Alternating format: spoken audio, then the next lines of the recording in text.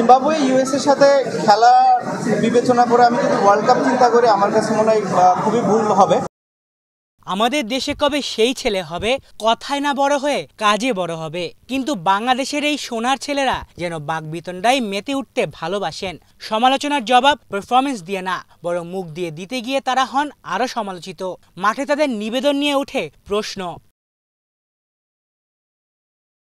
5 মে 2024 সেদিনই জিম্বাবুয়ে এবং যুক্তরাষ্ট্র ক্রিকেট দলকে তুচ্ছ-তাচ্ছিল্য করে কথা বলেছিলেন বাংলাদেশ অলরাউন্ডার সাকিব আল হাসান। সে সময় সাকিবের কথায় অনেকে একমত হলেও এখনো কি তার কথায় একমত হতে পারছেন তারা? যে সাকিব বলেছিলেন যুক্তরাষ্ট্রের বিপক্ষে সিরিজ খেলে বিশ্বকাপের প্রস্তুতি সম্ভব না, সে সাকিবরাই নাস্তানাবুদ হচ্ছেন পুচকে যুক্তরাষ্ট্রের বিপক্ষেই।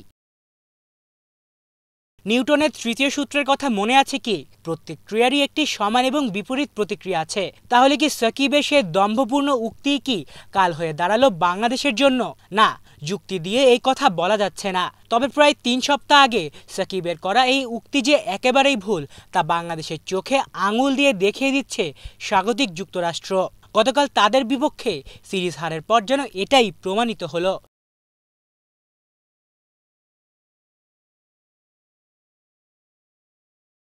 পাশাপাশি এই সিরিজ হার যেন বার্তা দিয়ে গেল আসন্ন টি-20 বিশ্বকাপে বাংলাদেশ দলের কাছে খুব একটা বেশি আশা করা উচিত হবে না। এই হারের মাধ্যমে টি-20 ক্রিকেটে নিজেদের হারের সেঞ্চুরিও পূরণ করলো বাংলাদেশ, তাও আবার সবার আগে। তবুও অজুহাত তৈরি করে রাখতে হবে যে গতকাল প্রেস কনফারেন্সেও সাকিব যেন তুলে আনলেন আরেকটি অজুহাত। আপনি যদি এটাকে প্রিপারেশন সিরিজ হিসাবে আমরা যদি ধরে থাকি ওয়ার্ল্ড কাপে, তাহলে আমাদের এখানে ব্যাটিং বোলিং এর আরো অনেক বেশি সেশন হওয়ার দরকার ছিল, ফ্যাসিলিটিস অনেক বেশি আমাদের থাকা দরকার ছিল, যেগুলো কিছু আমরা পাই না। আমার ধারণা আমরা একদিন আমাদের প্রপার নেট সেশন হয়েছে, তাও হয়তো ব্যাটসম্যানরা মানে পুরোপুরি যতটুকু ব্যাটিং করা দরকার ছিল সেটা করতে পারে। একদিন ছিল অপশনাল, সেখানে ব্যাটসম্যানরা সুযোগ নেয়নি। আপনি দুই দিকেই ফল দিতে পারেন,